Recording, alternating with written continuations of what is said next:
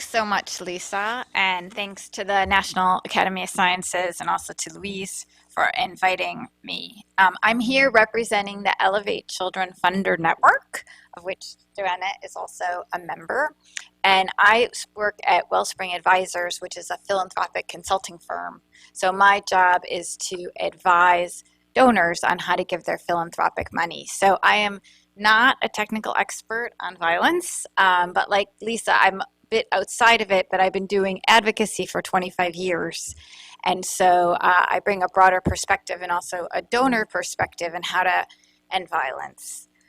I especially want to say Lisa and Without Violence, Now Assembly 4, and Joanna Mikulski, because they really did a lot of this work that I am actually presenting today. And it all started out about 2 years ago when I first started working at Wellspring Advisors, and Elevate Children Funder Network was supporting Without Violence, which was an initiative that Lisa was leading at the time. And we said, well, what should we do about communications? And then I said, well, communications really should be a tool of advocacy. What can we do about advocacy?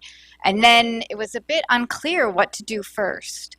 So we were just talking, and I said, well, I've seen this excellent paper by Jeremy Shiffman about advocacy and maternal health. Why don't you look at it, because it's analytical frame, and see. And it was actually their idea, like, oh, how about if we apply this paper to violence against children? And I should say that, it's hard because advocacy is really squishy, right? I'm sitting here in this room of technical scientists, but when you're trying to figure out how to make policy change, it's one of the squishier things that you'll ever see. So the wins, the losses, all of it is. So I think that's what's intriguing about the Jeremy Shiffman and Smith framework, is it's an attempt to take something pretty mushy and put it in an analytical framework and see how we're doing.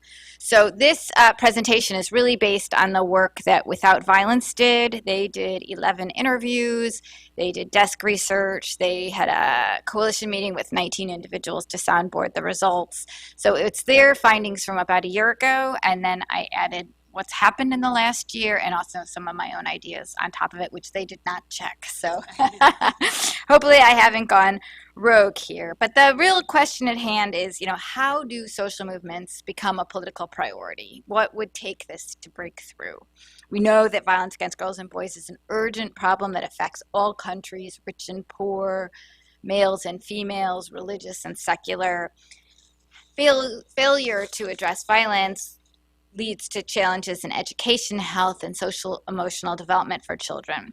We've heard from leaders and advocates that the field of violence against girls and boys lacks a common narrative, what Lisa just said.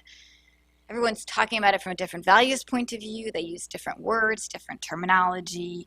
So that has led to fragmented and inconsistent support also from policy leaders and donors. So how can we change that? So if we're going to look at the framework, let's see. So how do social movements become a political priority? And this is the Shiffman-Smith framework. They look at 4 main categories of how do you assess that. And they were looking in the public health space. So what is the actor power? What are the ideas? What is the political context? And what is the issue characteristics? So I don't want to give away the punchline before we go through the analysis, but I think some of the key findings from a year ago in the Shiffman analysis were a lack of definition of violence, a lack of measurement, limited evidence of effective interventions and solutions, and lack of policy cohesion. But I think what's really exciting, actually, and I do not give Lisa and Without Violence full credit, but a lot of this has changed just in the last 12 months on the violence against children field.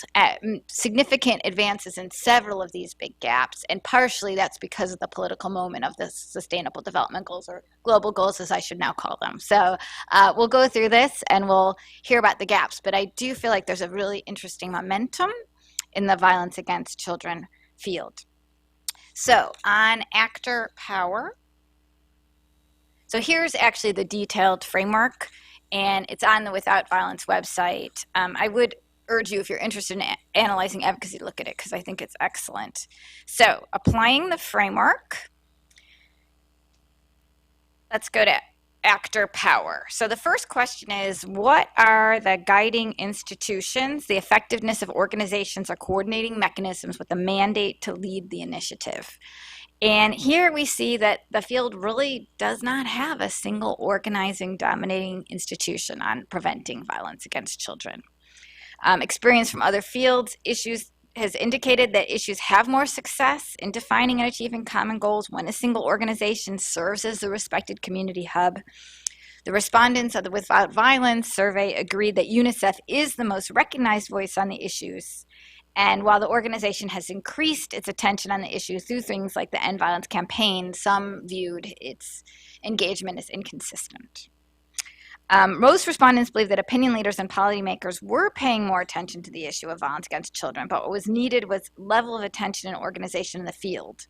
And some even question whether there really is a field working against violence against children, or whether it's sort of a smattering of different entities working at different levels in different places. That said, this is, I think, one of the ones where there's really big potential for change.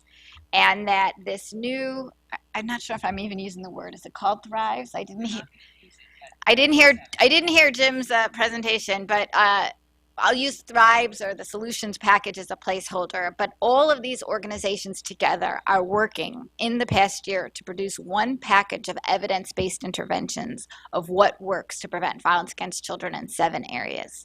So some areas have more evidence than others, but it's a clear agreement on evidence-based interventions that work, and it also represents a moment where these most powerful leaders in our field are coming together. You know, in the old days, when I came in and I was trying to get a handle on this field, UNICEF had, World Vision wrote this great internal paper, but it was like World Vision had 6 strategies, WHO had 7 strategies, World Vision had 8 strategies, and they were similar but slightly different tweaking, like there just even wasn't a unified approach. So this is really quite exciting.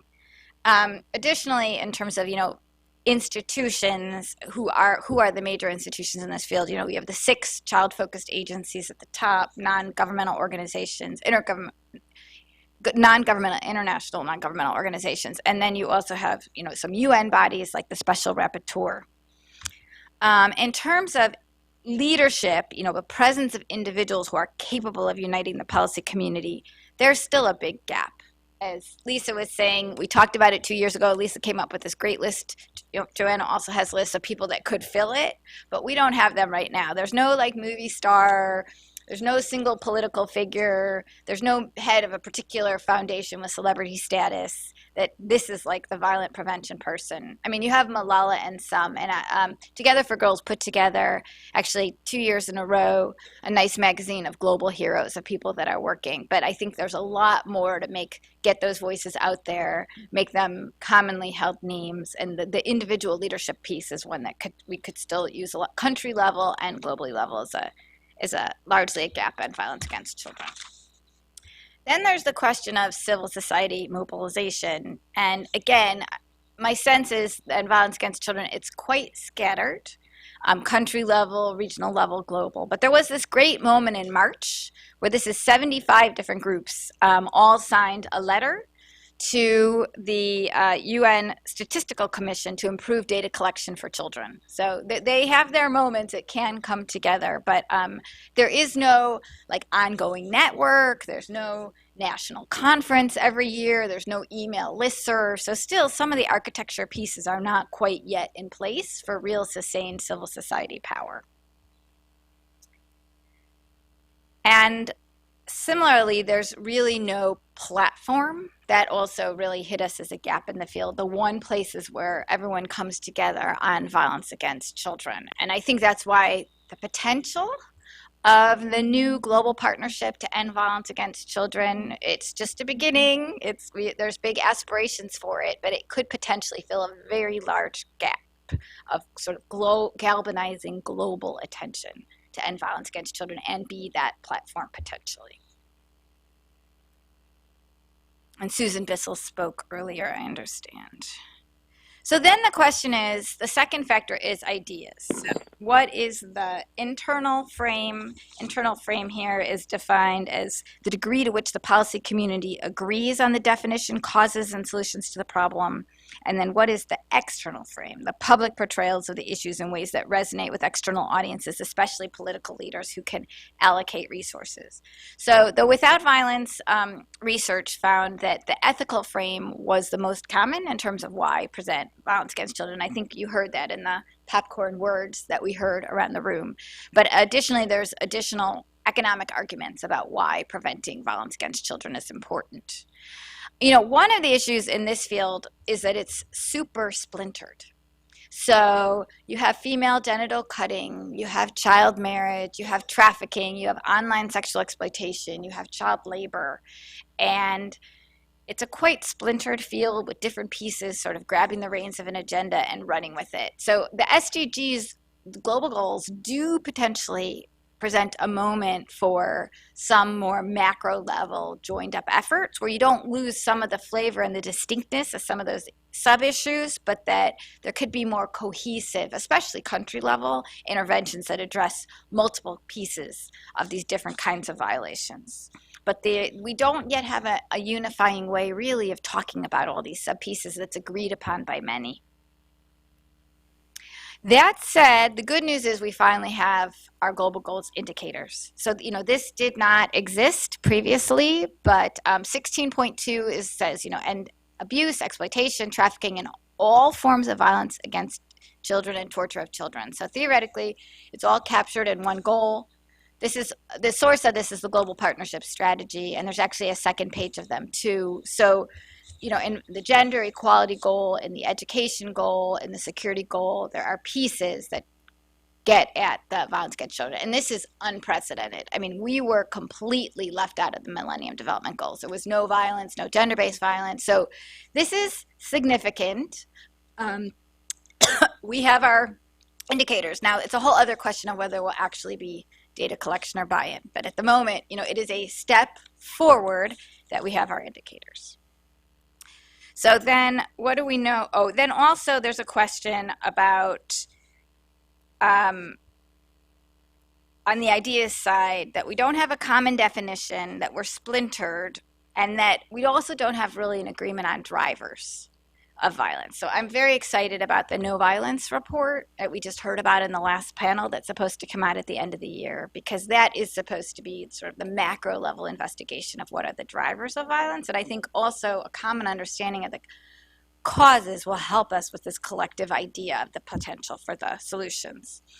On the external frame, in terms of how we talk about it, you know, as Lisa said, there is a sense that the field could appeal to common values better. You know, she used the word love, but there is a sense that it's too technical and that translating it into values is something that could really expedite. The other issue is that the field could really better use children as protagonists and as use their own authentic voices and their agency in preventing violence in their own lives.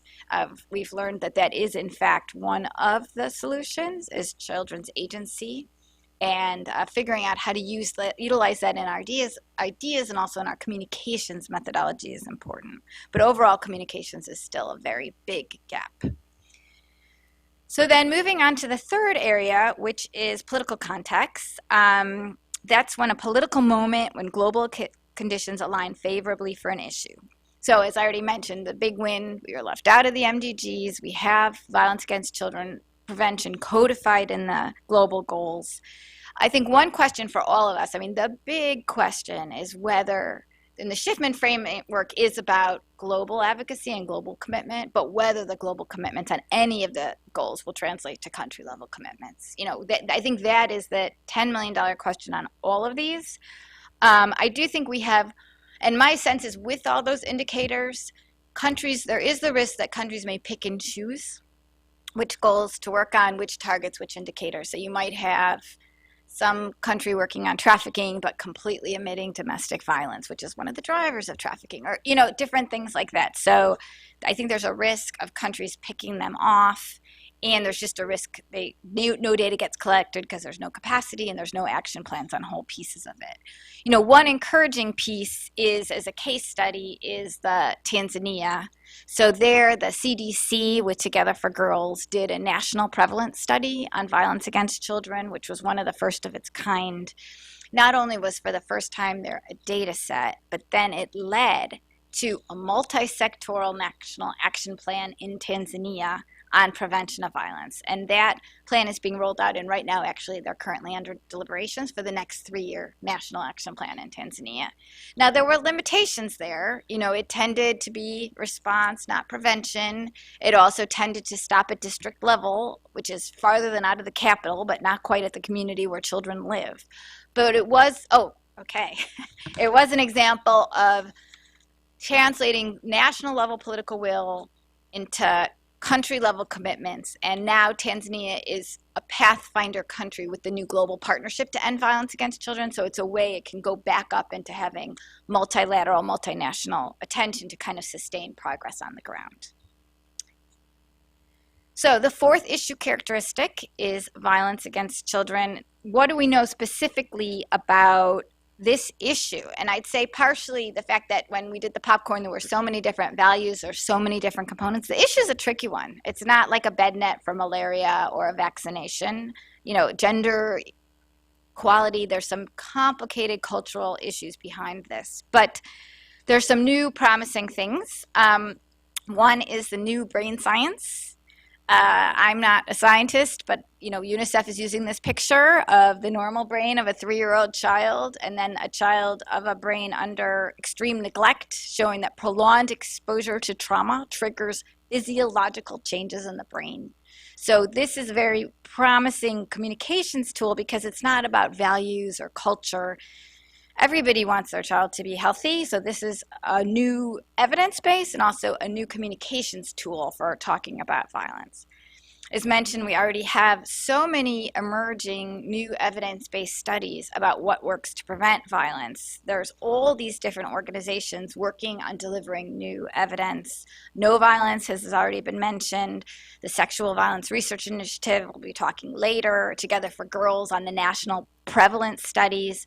The Children and Violence Evaluation Challenge Fund, which is 18 studies with randomized controlled trials on what works on preventing violence in low and middle income countries. So coming out of the pipeline in a couple years especially, there's more and more of an evidence base of what works on prevention. You know, that said, it varies. Here are the building blocks on what is working. Teaching positive parenting skills, helping children develop life skills and stay in school, access to treatment and support services, implementing laws and protecting children, valuing social norms that protect children, empowering families economically, and sustaining safe environments for children. I thought one of the interesting tidbits from the last panel was the notion that you don't need all 7 at once. You know, I mean, I would be an interesting conversation, particularly if you're doing secondary prevention, of where to go and which ones to pick. But I think having the comprehensive vision and structure and then being able to pick like that, I think could be a productive way for program design. Now, not all of them are equal, I would say, in terms of the evidence base. You know, we're working with the World Health Organization on a manual on preventing violence against children in schools. And they said, well, we wanted it to be about promising practices. And they came back to us and said, well, you know, I'm not sure we have enough evidence to talk about promising practices. Some areas we might, some areas there's just studies. And you certainly can't say best practices yet in a lot of areas. So, you know, but we're in that process of developing the evidence. And there's some interesting country level work as well. So I would say in the Without Violence survey, they found that 7 of the 11 respondents talked about parenting programs. So there does seem to be an emerging consensus that parenting programs are a great way to prevent violence. But as we saw from the last slide, there's 6 other methodologies as well. So I think part of it is going to be really promoting a broad array of the solutions that are specific, as was said in the last panel, to the needs in those communities. The other just sort of interesting thing that I would say is that there's a convergence, you know, going back to the evidence slide, with the women's community and the violence against women. You know, they, on their own agenda, the data is skewing younger and younger. So things like, there's evidence showing things like dating violence, you know, predisposition one to domestic violence in marriage. So they are having to track what happens to younger and younger girls. And at the same time, the evidence is showing the importance of boys, that boys who see or experience violence are so much more likely to become perpetrators of domestic violence. So that the evidence is bringing together the violence against women, who's much farther ahead on data, with the violence against children community. Okay, so then where are we going? So here's an interesting way of talking about it. Now, once that we have the interventions, this is Together for Girls Slide Sewing. What happens, early childhood, school age. So trying to target our interventions for the right ages of children. There's also a sense of trying to bring the different sectors together. This is from Without Violence on health, education, HIV, all the different ways that the sectors need to work together to prevent violence against children. So in sum, where are we at? Applying the Shiffman framework. We've had, as we saw, tremendous advances in the past year on indicators, on evidence, on a global platform, on interventions and solutions. We still have huge challenges: funding, communications, coordination, other issues, and the big question of what's going to happen country level. I will mention that the Elevate Children Funder Group there were deep discussions about putting together a new fund called the Catalytic Fund to prevent violence against children in the next generation around the SDGs. So that's underway. But that's private donor foundation money, so it's not the really big scale money, but it would be able to provide from the private philanthropy potentially some new funding to advance this agenda. We still have huge gaps, but hopefully there will be some collective impact and cumulative effect. So there's a lot of issue competition, but bottom line, after being completely eliminated in the Millennium Development Goals, this issue in the Sustainable Development Goals is poised to make great progress in the next 20 years. Thank you. Great. We're not going to take questions, but I don't want you to forget them. So can we just, if there are questions, can you pop them out, and Maureen and I will record them and we'll come back to them. Anyone have a question? Yeah. So I think one of them is a comment and one that maybe you'll have input on, and one is a question.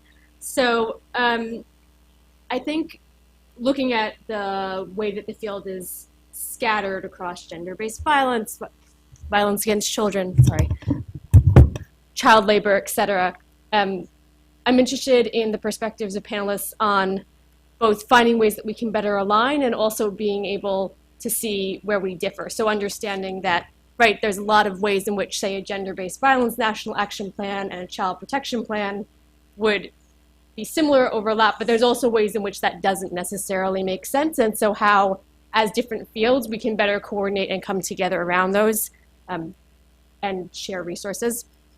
And then also, in addition, you mentioned that there's a lack of agreement on drivers and that that's something that we need to work towards. And I also wanted to mention that some of the areas that will be helpful and possibly the SDGs will push us towards, in addition to this package that's coming out of World Health Organization and all the partners working together, is that we don't have a shared set of core indicators in general in the field of violence against children. And the SDGs names a couple, like goal level, changing prevalence, changing experience, but we don't have a set of indicators that we really think need to be embedded across interventions to look at what children's outcomes are. And so how we can build momentum around that and start to have those conversations. And then looking at the interventions themselves, thinking about better understanding what the core components are that are making the interventions work versus what might be more contextual and change, so that countries have a better sense of what fits in their context and how to tailor, because that will also help us build evidence. And so I'm interested in your perspective on where those conversations are and what we can do to move forward to coordinate around that and build research. Seems like a great question, actually, for all the panelists, because I know Rachel will probably have something to say, and Andy as well as Joanna. Any other burning short question? Yeah, Shelley.